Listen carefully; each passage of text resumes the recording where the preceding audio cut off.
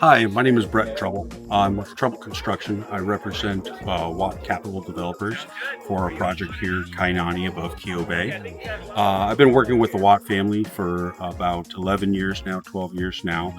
Watt family has been in business building homes for close to 80 years now. And so they have a good reputation and an amazing brand that we try to represent and live up to. And so Brett, if you can tell us a little bit more about the project behind you and what that really represents and the progress of the project.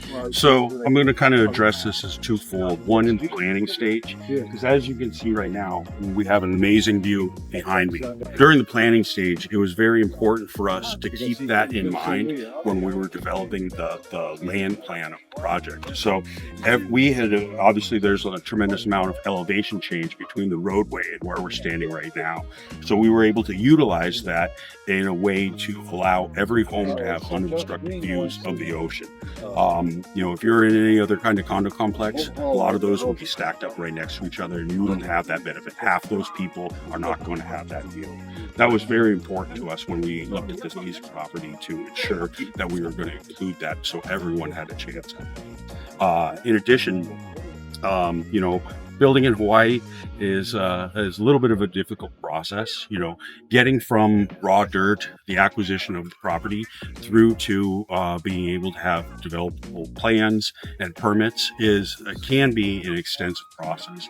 Luckily, part of the Watt way is to realize that you need to realize when local talent and the benefits of bringing people from that environment in to help as a consultant or work on the project will be ultimately beneficial, because one, not only do they know the right people to help us minimize the timeline, but two, there are cultural aspects of this region that we need to make sure that we incorporated into the building of the project.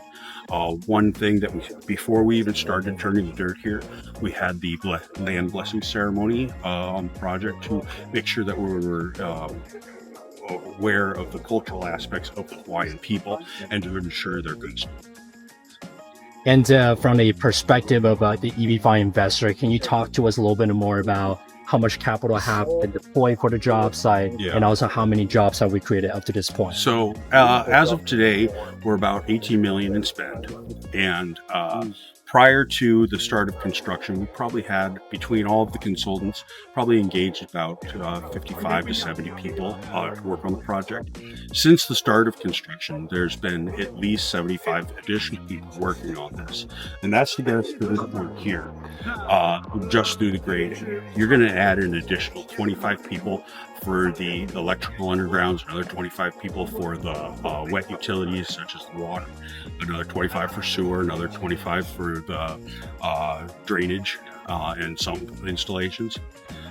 Then as you go through the rest of the land development, you're on a paving crew is probably about 40 to 50 people. Once, those are going concurrently to when we actually start the buildings, which will be next week.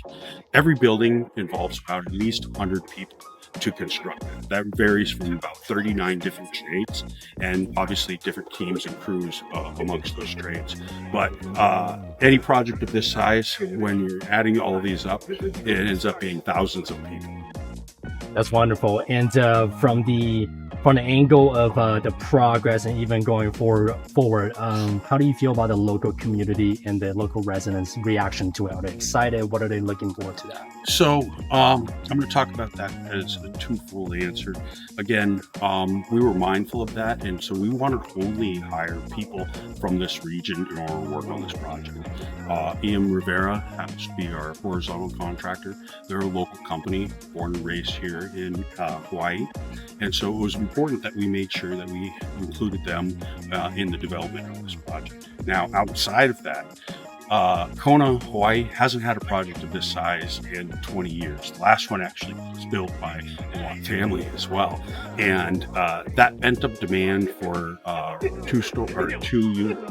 2-bedroom product, as well as 3 and 4-bedroom product, which is not addressed in this community, is significant. And so we have a lot of pent-up demand that we're getting, people reaching out through the broker community, as well as individuals just driving by wanting to find out information on the project. We anticipate that this is going to be well, accepted within when we bring it to market.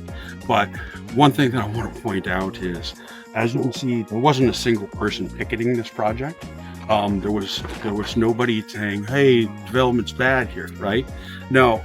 If you were to go to any other project on the island that's under construction right now, you would see picketers out there. The main thing that I want to emphasize is we're aware of that issue, and we wanted to ensure that we were including the community, so that way they knew that they were part of this process and that they were, had a voice in the development.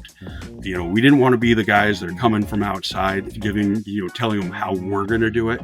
We came in and said, "How would you like us to do this?" Yeah. My name is Mike Gutar. I'm principal broker of Next Home Paradise Realty. I've been a broker here in Kona since 2017, been in real estate since 2004, and we've had Next Home since March of 2020. We serve buyers and sellers in the Hawaii market, specifically in the luxury space. And what is your relationship with Beyond, and what are you guys doing with Beyond with the Kona project site? We've been working with Beyond for about a year and a half on a couple of different phases. First, Beyond is providing some of the funding for Walk Capital developers putting on the project of Kainani above Keauhou Bay. And Beyond's really been instrumental in helping us learn what it is that the consumer is looking for. We've actually gotten a lot of feedback from Beyond as well. We look forward to them being a part of our team moving forward. And last question, what can you tell us about the local tourism here in this area? How are the local residents reacting to the new project being built here? Reaction's been quite positive. Tourism is still strong in Hawaii, and one thing that we have here in the Kona and Keauhou market is a unique opportunity to still take part in the last Hawaiian seaside village with the title of Kona. And then Keauhou Bay, which is near our job site, is an absolute hub for tourist activity. Stand-up paddleboarding, scuba diving, and the world-famous manta ray night dive. You absolutely have to do that, a one-of-a-kind experience. Beautiful. Sounds good. Thank you so much for showing us and telling us about what you do. Thank you. Aloha. All right.